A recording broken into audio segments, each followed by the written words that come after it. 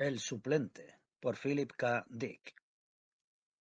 Una hora antes de su programa matutino del Canal 6, el más importante payaso de las noticias, Jim Briskin, sentado en su despacho, discutía con su equipo de producción la noticia de la flotilla desconocida y posiblemente hostil que se había detectado a 8 unidades astronómicas del Sol. Era una noticia de primera plana, por supuesto, pero ¿cómo había que presentársela a sus miles de millones de telespectadores diseminados a lo largo de 3 planetas y 7 satélites? Peggy Jones, su secretaria, encendió un cigarrillo y dijo: No los alarmes, Jim Jam. Hagamos algo folclórico. Se reclinó en su silla y empezó a hojear los despachos enviados a la emisora comercial por los teletipos del unicefalón 40D. Había sido la estructura homeostática de resolución de problemas de la Casa Blanca la que en Washington, D.C. había detectado al posible enemigo exterior. En su condición de presidente de Estados Unidos, había enviado al instante varias naves de guerra en misión rutinaria de interceptación. La flotilla parecía llegar de otro sistema solar, pero naturalmente el hecho tendrían que determinarlo las naves interceptoras. Folclórico, dijo Jim Briskin taciturno.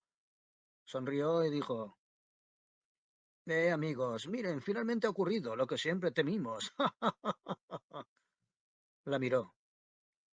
Risas a mansalva en la Tierra y Marte, pero seguramente no tantas en los satélites exteriores, pensó, porque si se producía algún ataque, serían las colonias más alejadas las que primero lo sentirían. No, no les hará gracia, convino su asesor de continuidad, Ed Finnenberg. También él parecía preocupado. Tenía familia en Ganímedes. ¿Hay alguna noticia menos seria?, preguntó Peggy, para abrir el programa. A los patrocinadores les gustaría. Le pasó los nuevos mensajes a Briskin. A ver qué puedes hacer. Vaca Mutante obtiene derechos electorales en los tribunales de Alabama. Ya sabéis. Ya, asintió Briskin mientras empezaba a inspeccionar los mensajes. Algo como lo de su pintoresco relato del arrendajo azul que había aprendido a tejer con gran esfuerzo por medio de un laborioso proceso de prueba y error. De hecho, había tejido un nido para su familia y para él una mañana de abril, en Bismarck, Dakota del Norte, delante de las cámaras de televisión de la red de Briskin. Con aquello había conmovido los corazones de millones de espectadores. Una de las noticias destacaba por encima de las demás. Lo supo intuitivamente en cuanto la vio. Allí estaba lo que necesitaba para aligerar el tono grave de las noticias de aquel día. Al verla se relajó un poco. El mundo seguía su rutina habitual, a pesar del bombazo sucedido a 8 UA de allí. Mirad, dijo con una sonrisa, el viejo Gus Schatz ha muerto. Ya era hora. ¿Quién es Gus Schatz?, preguntó Peggy intrigada. Ese nombre me suena. El hombre del sindicato, dijo Jim Briskin. ¿No os acordáis? El presidente suplente enviado a Washington por el sindicato hace 22 años. Está muerto. ¿Y el sindicato? Le arrojó el mensaje a su secretaria. Era claro y breve. Está enviando un nuevo presidente suplente para que se haga cargo del puesto de Schutz. Creo que lo entrevistaré, suponiendo que sepa hablar. En efecto, dijo Peggy. Siempre se me olvida. Hay un presidente suplente por si falla el unicefalón. ¿Ha fallado alguna vez? No, respondió Ed Finnenberg, y nunca lo hará. Así que tenemos un caso más de chanchullos sindicales. La maldición de nuestra sociedad. Sin embargo, dijo Jim Briskin, a la gente le encantará. La vida cotidiana del suplente más importante del país. ¿Por qué lo escogió el sindicato? ¿Cuáles son sus aficiones? Lo que pretende, sea quien sea ese tipo, hacer durante su mandato para no volverse loco de aburrimiento. El viejo Gus aprendió a encuadernar libros. Coleccionaba revistas antiguas y las encuadernaba en vitela con letras doradas. Ed y Peggy asintieron a la vez. Adelante, propuso ella. Seguro que puedes convertirlo en algo interesante, Jim Jam. Tú puedes convertir cualquier cosa en interesante. ¿Llamo a la Casa Blanca?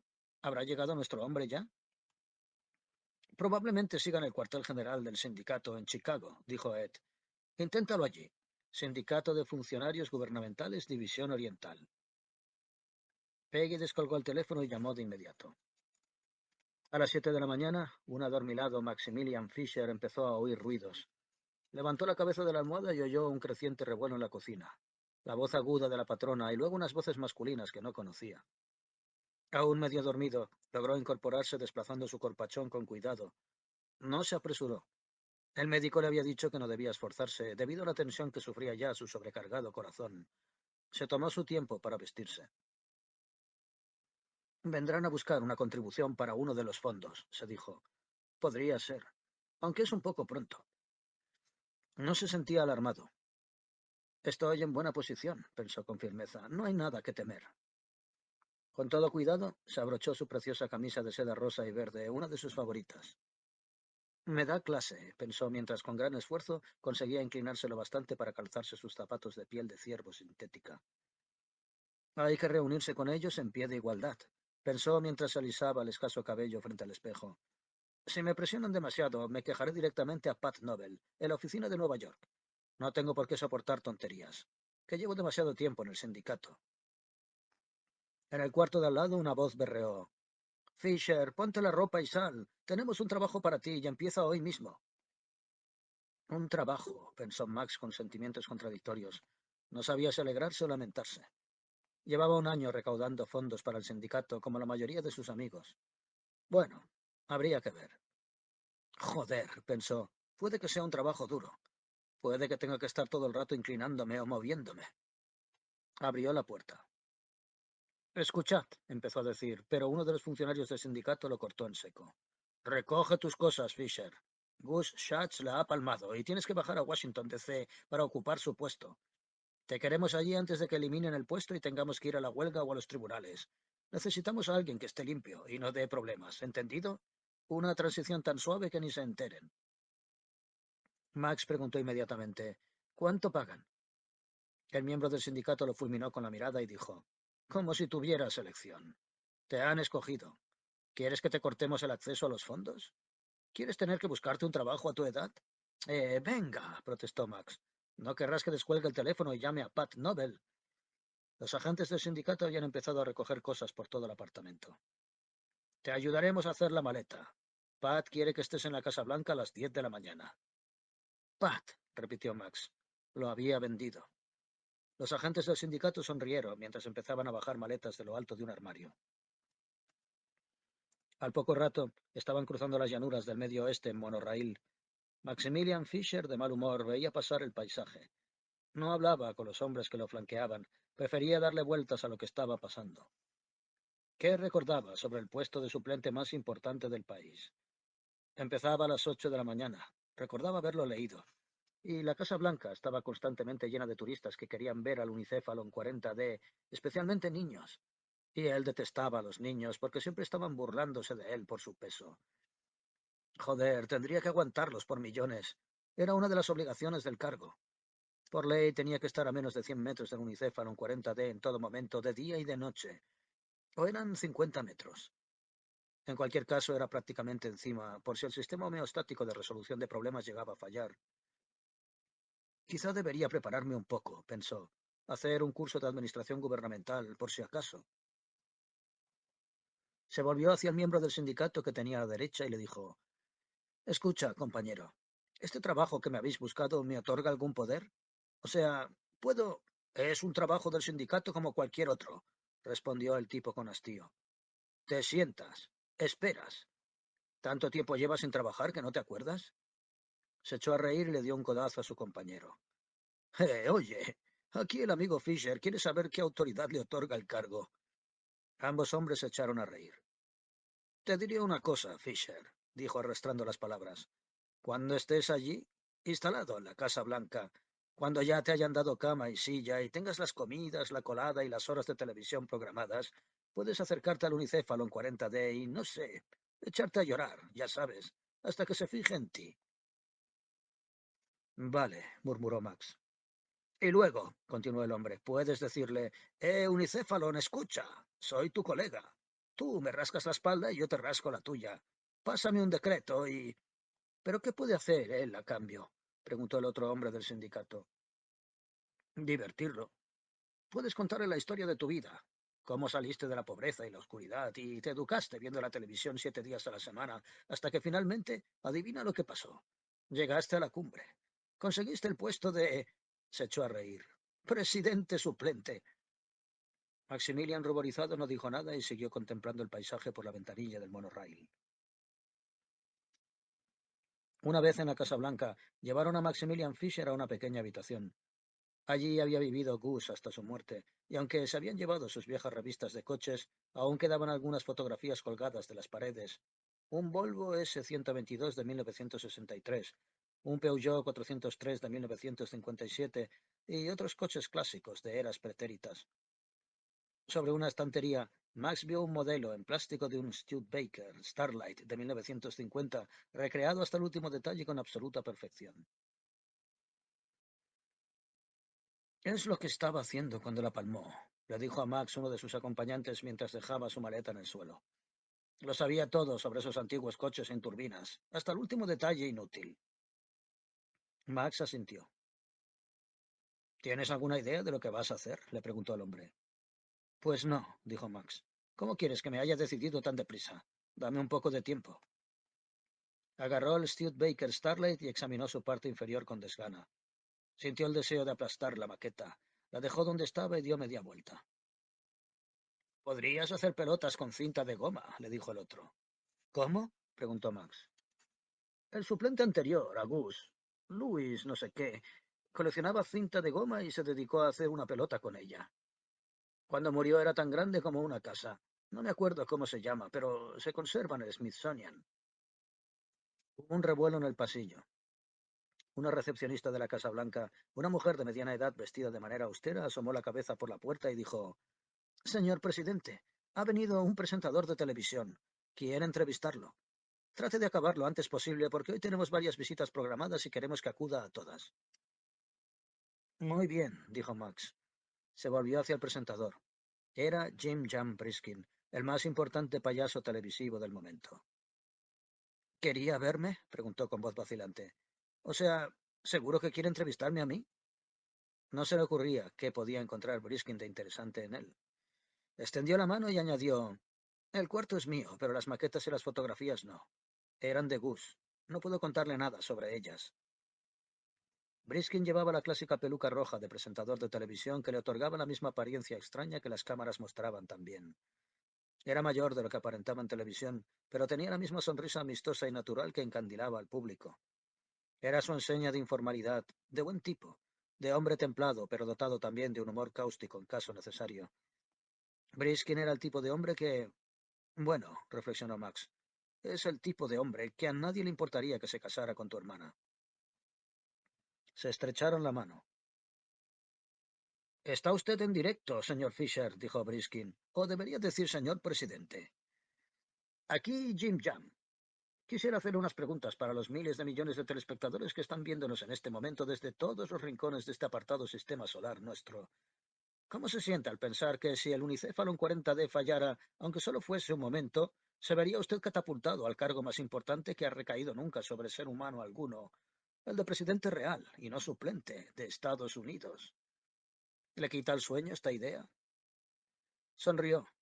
Tras él, los técnicos manipulaban las cámaras móviles. Unas luces enfocaron los ojos de Max y este sintió que empezaban a sudarle las axilas, el cuello y el labio superior. ¿Qué emociones siente ahora?, preguntó Briskin, cuando se encuentra en el umbral de esta nueva responsabilidad, en el momento cumbre de su vida. ¿Qué ideas pasan por su mente ahora que ya se encuentra en la Casa Blanca? Tras una pausa, Max dijo: Es una gran responsabilidad. Y entonces comprendió. Vio que Briskin estaba riéndose de él, riéndose en silencio, porque era todo una broma. Y en los diferentes planetas y satélites su audiencia también lo sabía. Ellos conocían el humor de Jim Jam. Es usted un hombre fornido, señor Fisher, dijo Briskin. Grueso, si se me permite decirlo. ¿Suele hacer mucho ejercicio? Lo pregunto porque con su nuevo trabajo se verá confinado en este cuarto, y me pregunto hasta dónde cambiará esto su vida. Bueno, respondió Max. Como es natural, creo que un empleado del gobierno debe estar siempre en su puesto. Sí, lo que dice usted es cierto. Tendré que estar aquí día y noche, pero eso no me preocupa. Estoy preparado para ello. Dígame, continuó Jim Briskin, ¿cree usted? Y entonces se detuvo. Se volvió hacia los técnicos que había tras él y con una voz extraña dijo: Ya no estamos en el aire. Un hombre con unos cascos abrió paso entre las cámaras. Escucha esto, rápido. Se apresuró a pasarle los cascos a Briskin. El unicéfalo no ha cortado las emisiones, está emitiendo un boletín de noticias. Briskin se llevó los cascos a los oídos. Su rostro se arrugó y entonces dijo: Las naves A8 UA. Dice que son hostiles. Levantó la mirada hacia los técnicos con un gesto que le desplazó la peluca de payaso. Han atacado. Antes de que pasaran 24 horas, los alienígenas habían conseguido no solo penetrar en el sistema solar, sino también desactivar el Unicefalon 40D. La noticia le llegó a Maximilian Fisher de manera indirecta, mientras se encontraba en la cafetería de la Casa Blanca tomando su cena. ¿Señor Maximilian Fisher? Sí, respondió levantando la mirada hacia los agentes del servicio secreto que rodeaban su mesa. ¿Es usted el presidente de Estados Unidos? No, dijo Max. Soy el presidente suplente, que no es lo mismo. El unicéfalon, dijo uno de los agentes, estará desactivado durante un mes aproximadamente. De modo que, conforme a la Constitución enmendada, es usted presidente y comandante en jefe de las Fuerzas Armadas. Estamos aquí para protegerlo. El agente esbozó una sonrisa absurda que Max le devolvió. ¿Lo entiende? Le preguntó. ¿Comprende lo que le digo? Claro, dijo Max. Ahora entendía los murmullos que había oído mientras esperaba en la fila de la cafetería con su bandeja. Eso explicaba por qué el personal de la Casa Blanca había empezado a mirarlo de manera tan extraña. Dejó la taza de café, se limpió la boca lenta y parsimoniosamente con la servilleta, fingiendo estar absorto en grandes pensamientos. Pero la verdad es que tenía la mente vacía. Nos han comunicado, dijo el agente de servicio secreto, que lo necesitan ahora mismo en el búnker del Consejo de Seguridad Nacional. Quieren que participe en las deliberaciones estratégicas. Salieron de la cafetería en dirección al ascensor. Deliberaciones estratégicas, repitió Max mientras descendía. Tengo algunas ideas al respecto. Creo que es hora de mostrarse firmes con esas naves alienígenas. ¿No están de acuerdo? Los agentes del servicio secreto asintieron. Sí, debemos demostrarles que no tenemos miedo, dijo Max. Hacer las cosas como es debido. Aplastaremos a esas cucarachas. Los agentes se echaron a reír con jovialidad. Complacido, Max dio un pequeño codazo al líder del grupo. Creo que somos bastante fuertes, joder. O sea, somos Estados Unidos. Tenemos buena dentadura. Que se enteren, Max, soltó uno de los agentes del servicio secreto, y todos se echaron a reír, Max incluido.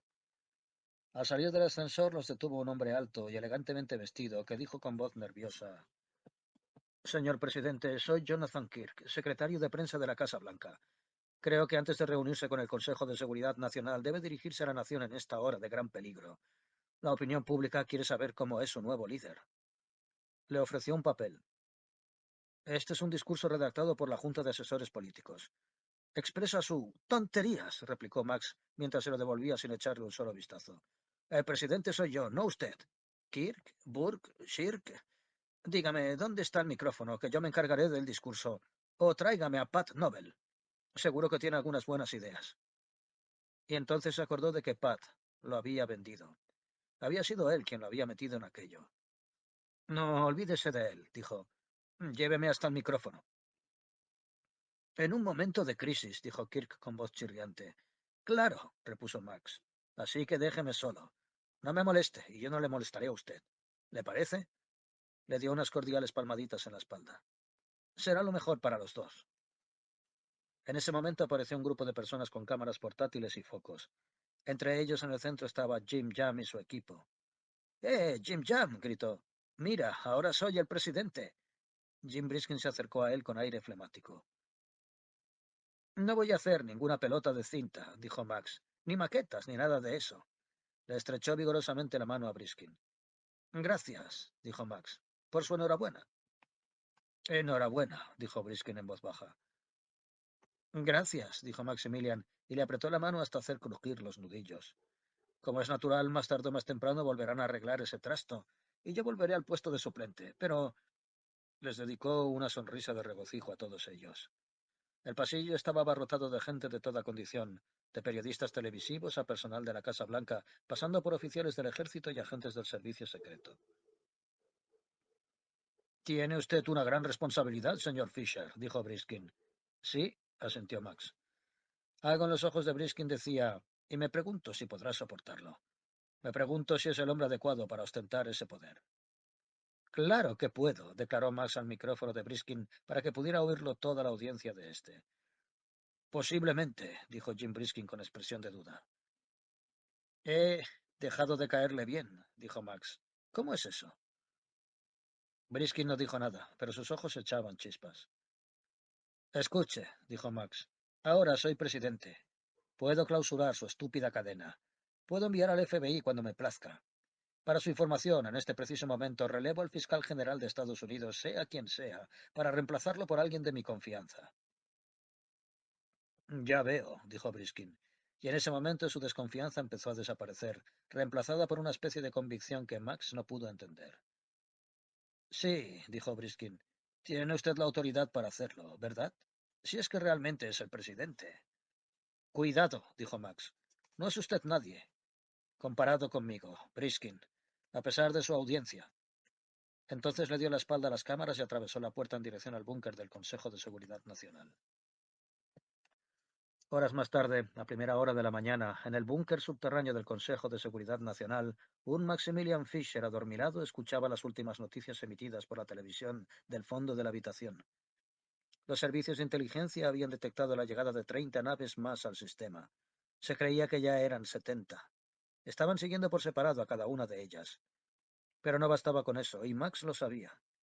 Más tarde, más temprano, tendría que dar la orden de atacar. No estaba decidido. A fin de cuentas, ¿quiénes eran? Ni la CIA lo sabía. ¿Hasta dónde llegaba su fuerza? Tampoco lo sabía nadie y ¿tendría éxito el ataque? Luego estaban los problemas locales.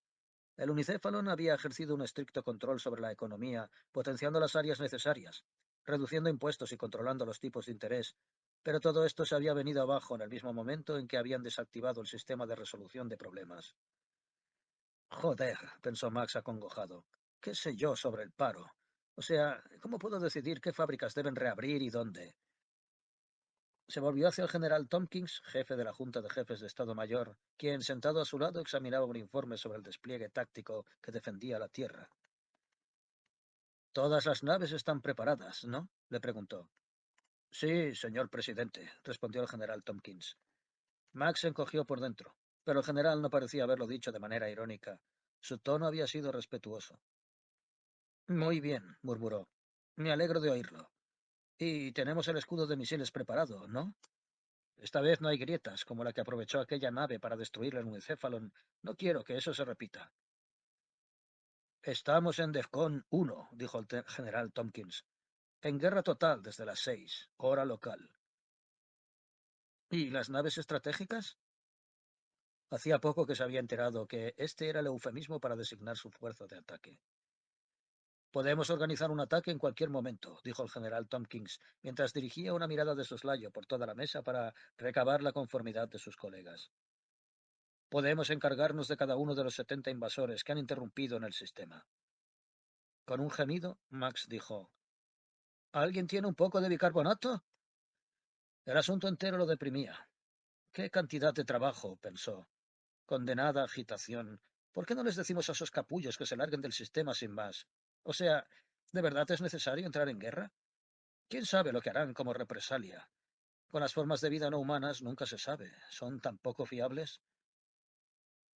Eso es lo que me preocupa, dijo en voz alta. La represalia. Suspiró. Evidentemente, respondió el general Tompkins. La negociación con ellos es imposible. Mire qué noticia tan curiosa, le dijo a Max uno de sus asesores mientras le entregaba un teletipo. James Briskin acaba de presentar un mandamus contra usted en la Corte Federal de California, aduciendo que legalmente no es usted el presidente, dado que no concurrió a las elecciones. ¿Por qué no me eligieron? Preguntó Max. ¿Solo por eso? Sí. Briskin ha pedido a la Corte Federal que se pronuncie sobre el asunto y, entre tanto, ha decidido presentar su propia candidatura. ¿Cómo? Según Briskin, no solo debe usted concurrir a unas elecciones y ser elegido, sino que además debe hacerlo contra él. Y es evidente que, teniendo en cuenta su nivel de popularidad, cree que... Joder, dijo Max con desesperación. ¿Qué les parece eso? Nadie dijo nada. Bueno, sea como sea, continuó, está decidido. Adelante, aplasten esas naves. Entre tanto, decidió en aquel mismo momento, ejerceremos medidas de presión económica sobre los patrocinadores de Jim Jam, cerveza Rhinelander y sistemas electrónicos Calvest. Así le pararemos los pies. Todos los hombres sentados a la alargada mesa asintieron. Con un crujido de papeles cerraron sus maletines. La reunión, al menos de momento, había terminado.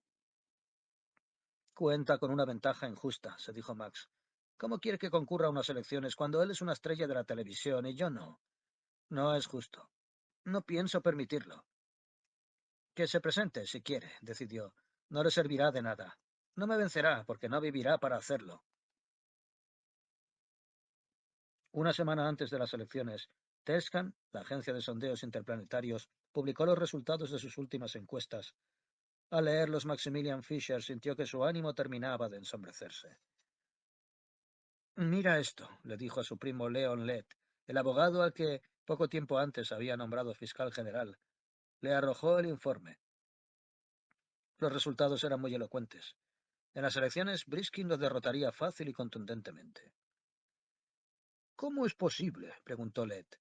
Al igual que Max era un hombre gordo y barrigón que durante años había ocupado un cargo de suplente. No estaba acostumbrado a la actividad física de ninguna clase y su nueva posición estaba resultándole complicada. Sin embargo, no había dimitido por lealtad familiar hacia Max. ¿Es por las emisoras de televisión? Preguntó mientras bebía un sorbo de su lata de cerveza. No, replicó Max con tono cortante. Es porque su ombligo brilla en la oscuridad. Pues claro, que es por las emisoras de televisión, cretino. Las tiene día y noche, trabajando día y noche, creando una imagen. Hizo una pausa. Estaba furioso. Es un payaso. Esa peluca roja. Está bien para un presentador de televisión, pero no para el presidente. Demasiado malhumorado como para seguir hablando, se sumió en un silencio. Pero lo peor no había llegado aún. Aquel mismo día, a las 9 de la noche, Jim Jan Briskin inició un maratón televisivo de 72 horas en todas sus emisoras de televisión. Un último y gran impulso por llevar su popularidad a la cúspide y asegurarse la victoria. En su dormitorio de la Casa Blanca, Max Fisher, sentado en la cama con una bandeja de comida, veía la televisión de mal humor. Ese Briskin, pensó por millonésima vez. Mira, le dijo a su primo, el fiscal general estaba sentado en una silla cerca de él. Ahí está ese payaso, señaló la televisión. Es abominable, respondió León Lett, mientras masticaba su hamburguesa con queso. ¿Sabes desde dónde emite? Desde el espacio profundo, más allá de Plutón, con su transmisor más lejano. Tus chicos del FBI no lo localizarían ni en 1 millón de años. Ya verás cómo sí, le aseguró León. Les dije que tenían que encontrarlo, que mi primo el presidente lo había pedido en persona. Pero tardarán algún tiempo, dijo Max. León, eres demasiado lento, joder. Voy a decirte una cosa. Tengo una nave de guerra ahí fuera. La Dwight D. Eisenhower. Está preparada para poner un huevo, ya sabes. Un gran huevo explosivo en cuanto les dé la orden. Muy bien, Max. Y detesto tener que hacerlo, dijo Max. El programa ya había empezado a coger ritmo. En aquel instante estaban en la sección de momentos cumbres, y allí sobre el escenario se encontraba la bonita Peggy Jones, de cabello radiante y con un vestido de lentejuelas que le dejaba los hombros al descubierto. Vamos a ver, un striptease, comprendió Max, con una chica realmente impresionante. Hasta él estaba preparándose para verlo. Bueno, puede que no fuera un striptease de verdad, pero lo que estaba claro era que la oposición, es decir, Briskin y su personal, estaban utilizando el sexo como reclamo. Al otro lado de la habitación, su primo, el fiscal general, había dejado de comer su hamburguesa. La música cesó un instante y fue reanudándose lentamente. En la pantalla, Peggy cantaba. Estoy por Jim Jam. Es el tipo más querido. Jim Jam, el mejor que hay, tu candidato y también el mío. Oh, Dios mío, gimió Max. Pero sin embargo, tal como ella lo transmitía, con cada parte de su alargado y curvilíneo cuerpo, el mensaje calaba. Creo que no queda más remedio que darle la orden al Dwight D. Eisenhower, dijo encogiéndose. Si tú lo dices, Max, dijo León, no te preocupes. Dictaminaré que actuaste conforme a la ley. No tengas miedo. Dame el teléfono rojo, dijo Max. Es la conexión que solo puede usar el comandante en jefe para dar órdenes del máximo secreto. No está mal, ¿eh? Aceptó el teléfono del fiscal general. Llamaré al general Tompkins y le diré que dé la orden a la nave. Lástima, Briskin, añadió con una última mirada a la pantalla. Pero la culpa es tuya. No tendrías que haber hecho lo que has hecho. Pasarte a la oposición y tal. Hola, queridos camaradas, dijo Briskin mientras alzaba las manos para pedir silencio. Los aplausos enlatados, Max sabía que no existía un público real en un lugar tan alejado, se alzaron un instante y luego volvieron a remitir. Briskin sonrió amigablemente mientras esperaba que terminaran de apagarse. Es falso, refunfuñó Max. El público es falso. Son unos tíos muy listos. Su valoración está por las nubes. Es verdad, Max, convino el fiscal general. Ya me había dado cuenta. Camaradas, estaba diciendo un grave Jim Briskin en la pantalla. Como ya sabréis, al principio el presidente Maximilian Fisher y yo nos llevábamos muy bien. Con la mano en el teléfono rojo, Max pensó que lo que Jim Jam estaba diciendo era verdad. Lo que nos separó, continuó Briskin, fue la cuestión del uso de la fuerza. Para Max Fisher, el cargo de presidente no es más que una herramienta, un instrumento que puede usar como extensión de sus deseos para satisfacer sus propias necesidades. Yo sinceramente creo que sus fines son honorables. Está tratando de continuar con las excelentes políticas del unicéfalon. Pero en cuanto a los medios, esa es otra cuestión. Escucha lo que dice. León, dijo Max, y pensó, diga lo que diga, pienso seguir adelante. No dejaré que nadie se interponga en mi camino. Es mi deber. Tengo que hacerlo, y si el presidente fuera él, haría lo mismo. Incluso el presidente, estaba diciendo Briskin, debe obedecer la ley. No puede colocarse al margen de ella, por muy poderoso que sea. Guardó silencio un instante y entonces dijo pausadamente, sé que en este mismo momento el FBI, obedeciendo las órdenes directas del fiscal general nombrado por Max Fisher, León Lett, está intentando clausurar estas emisoras para callar mi voz. Una vez más, Max Fisher está haciendo uso del poder, de las agencias gubernamentales, para conseguir sus propios fines, con lo que las convierte en una extensión. Max levantó el teléfono rojo. Al instante una voz dijo desde el otro lado, sí, señor presidente, aquí el GZ del general Tompkins. ¿Quién? Preguntó Max. Jefe de comunicaciones del ejército 600.000, señor.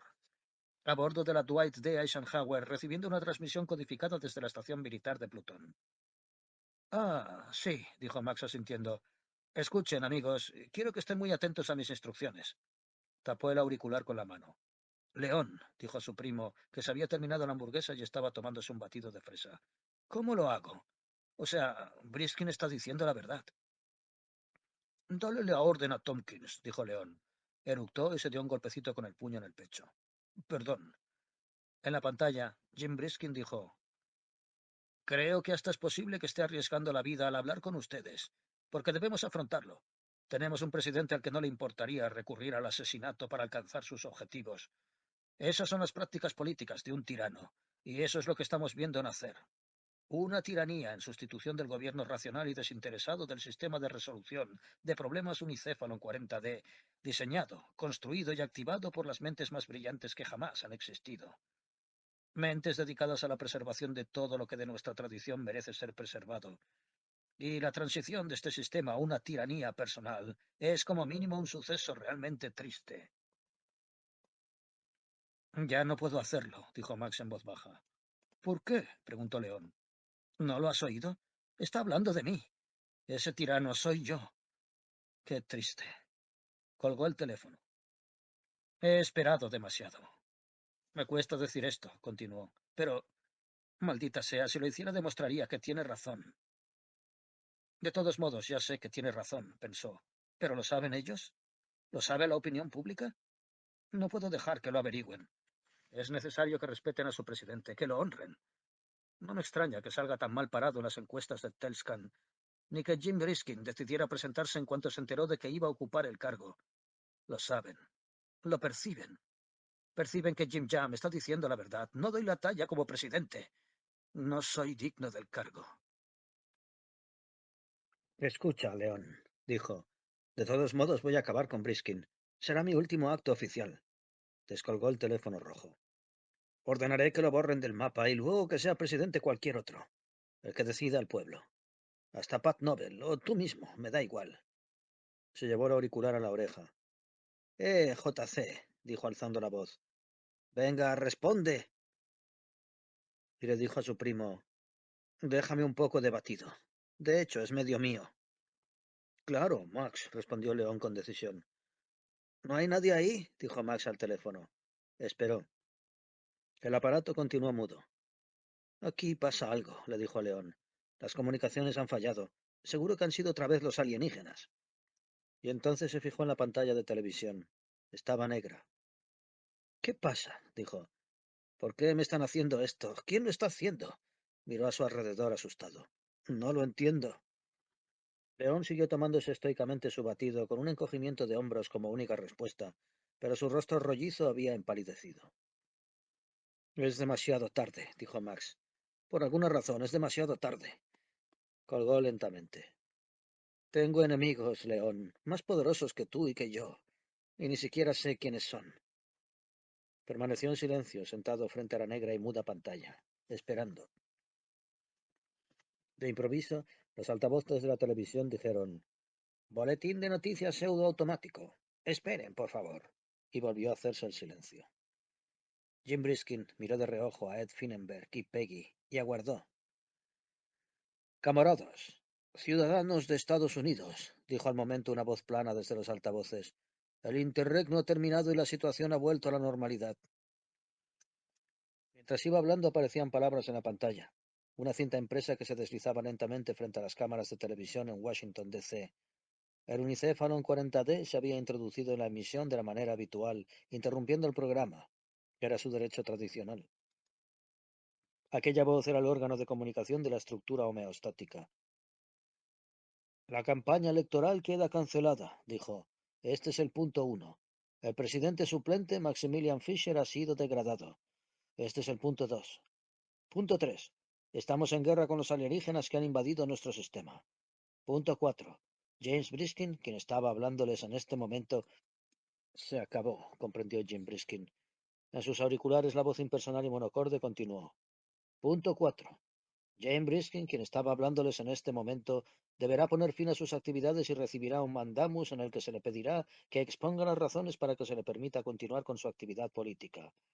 En defensa del interés general, se le ordena que desista de sus ambiciones políticas. Briskin esbozó una sonrisa sombría y miró a Peggy y a Ed Finnenberg. Se acabó, dijo. Estoy políticamente acabado. Puedes luchar en los tribunales, respondió Peggy al instante. Puedes llevarlo hasta el Tribunal Supremo. No sería la primera vez que anula una decisión del unicéfalon. Le puso una mano en el hombro, pero él se apartó. ¿O quieres ir más allá? Al menos no me han eliminado, dijo Briskin. Se sentía cansado. Me alegro de ver que la máquina vuelve a funcionar, dijo para tranquilizar a Peggy. Significa un regreso a la estabilidad. Nos vendrá bien. ¿Qué vas a hacer, Jim Jam? Preguntó Ed. ¿Volver con cerveza Rhinelander y equipos electrónicos Calvest y tratar de recuperar tu antiguo empleo? No, murmuró Briskin, desde luego que no. Pero la verdad es que no podía quedarse callado. No podía hacer lo que había dicho el sistema de resolución de problemas. Sencillamente era un imposible biológico para él. Más tarde, más temprano, para bien o para mal, tendría que volver a hablar. Y además, pensó, seguro que Max tampoco puede hacer lo que le han dicho. Ninguno de los dos podremos. Quizá debería enfrentarme a ese mandamos, no aceptarlo. Una denuncia. Demandaré al Unicefalon 40D en los tribunales. Jim Jan Briskin, demandante. Unicefalon 40D acusado. Sonrió. Para eso necesitaré un buen abogado. Alguien mucho mejor que el fiscal general de Max Fisher, Leon Lett. Se acercó al armario del pequeño estudio desde el que habían estado emitiendo, sacó el abrigo y se lo puso. El viaje de regreso a la Tierra desde aquel remoto lugar era muy largo y quería iniciarlo cuanto antes. Peggy fue tras él y le preguntó: ¿Ni siquiera vas a salir al aire? ¿Aunque sea para terminar el programa? No, le respondió. Pero el unicéfalo volverá a fallar. ¿Y qué nos quedará entonces? Las ondas silenciosas. Eso no está bien. ¿No crees, Jim? No puedes irte así sin más. Me cuesta creerlo. No es propio de ti. Briskin se detuvo en la puerta del estudio. Ya has oído lo que ha dicho. Van a mandarme instrucciones. Nadie deja las ondas silenciosas, dijo Peggy. Es el vacío, Jim. Algo contrario a la naturaleza. Y si no lo ocupas tú, lo hará otro. Mira, el unicéfalo está devolviéndonos la señal, señaló el monitor de televisión. La cinta del mensaje había terminado de pasar. Una vez más, la pantalla volvía a estar desprovista de movimiento y luz. Es tu responsabilidad, añadió Peggy. Y lo sabes. ¿Volvemos a estar en el aire? Preguntó a Ed. Sí, ha abandonado el circuito, al menos de momento. Ed señaló el estudio vacío, enfocado por las cámaras y los focos. No dijo nada más. No era necesario. Con el abrigo aún puesto, Jim Briskin se dirigió hacia allí. Se detuvo frente a las cámaras con las manos en los bolsillos, sonrió y dijo: Creo, queridos camaradas, que la interrupción ha terminado. Al menos de momento. Así que sigamos. El sonido de los aplausos enlatados, controlados por Ed Finnenberg, volvió a crecer en volumen, y Jim Briskin pidió silencio a su inexistente público. ¿Alguno de ustedes conoce a un buen abogado? Preguntó con tono cáustico. Si es así, llámenos ahora mismo, antes de que el FBI consiga encontrarnos. En su dormitorio de la Casa Blanca, al finalizar el mensaje del unicéfalon, Maximilian Fisher se volvió hacia su primo León y dijo: Bueno, me quedé sin cargo. Sí, Max, dijo con voz pesada. Supongo que sí. ¿Y tú? Señaló Max. Van a hacer una limpieza a fondo. Cuenta con ello. Degradado. Apretó los dientes. Qué insultante. Podría haber dicho relevado o destituido. Supongo que no es más que una manera de expresarse, dijo León. No te alteres, Max. Recuerda tus problemas cardíacos. Sigues siendo el presidente suplente, y ese es el número uno de los cargos suplentes. Y encima te has quitado toda esa responsabilidad de encima. Tienes suerte. Me pregunto si dejarán que me termine la comida, dijo mientras echaba un vistazo a la bandeja que tenía delante. Ahora que ya no estaba en el puesto, su apetito estaba mejorando por momentos. Eligió un sándwich de ensalada de pollo y le dio un buen mordisco. Aún es mía, decidió con la boca llena. Sigo viviendo aquí y podré comer cuando quiera, ¿no? En efecto, asintió León. Su mente de abogado seguía funcionando. Así se estipula en el contrato firmado por el sindicato y el Congreso. ¿Te acuerdas de aquello? No fuimos a la huelga porque sí. ¿Qué tiempos aquellos? Dijo Max. Se terminó el sándwich de pollo y continuó con el ponche de huevo. Era agradable no tener que tomar grandes decisiones. Exhaló un largo y sentido suspiro y se recostó en la montaña de almohadones que tenía a la espalda. Pero entonces pensó: en algunos aspectos me gustaba lo de tomar decisiones. Es decir, buscó la palabra. Era diferente a ser suplente o estar en el paro. Me proporcionaba satisfacciones. Eso es, como si hubiera conseguido algo. Ya empezaba a echarlo de menos. De repente se sentía vacío, como si todas las cosas hubieran perdido su propósito. León, dijo, podría haber seguido siendo presidente un mes más y lo habría disfrutado. ¿Entiendes lo que quiero decir? Sí, creo que sí, musitó León. No, yo creo que no, repuso Max. Lo estoy intentando, dijo su primo, te lo prometo. No tendría que haber dejado que esos ingenieros arreglaran el unicéfalon, continuó Max con amargura. Tendría que haber enterrado el proyecto, al menos durante 6 meses. Ya es demasiado tarde para pensar en eso, dijo León. ¿De veras? Se preguntó Max. Bueno, ya sabes, podría pasarle algo al unicéfalon 40D. Un accidente. Pensó en ello mientras comía una porción de tarta de manzanas verdes con un buen trozo de queso de vaca. Conocía a varias personas capaces de organizar cosas así, y que las organizaban de vez en cuando. Un accidente grave, casi fatal, a última hora de la noche, cuando todo el mundo esté dormido aquí en la Casa Blanca, salvo yo. Los alienígenas nos han demostrado que es posible. Mira, Jim Jam vuelve a estar en el aire, dijo León señalando el televisor, y en efecto allí estaba la famosa y familiar peluca roja, y Briskin, diciendo algo ingenioso y al mismo tiempo profundo, algo que le hacía a uno parar su momento a pensar. Escucha eso, dijo León. Está haciendo chistes a costa del FBI. Menudo momento. A ese tío no le asusta nada. No me molestes, dijo Max. Estoy pensando. Alargó el brazo y le quitó el sonido al televisor. Para pensar en cosas como aquella, prefería que no hubiera distracciones.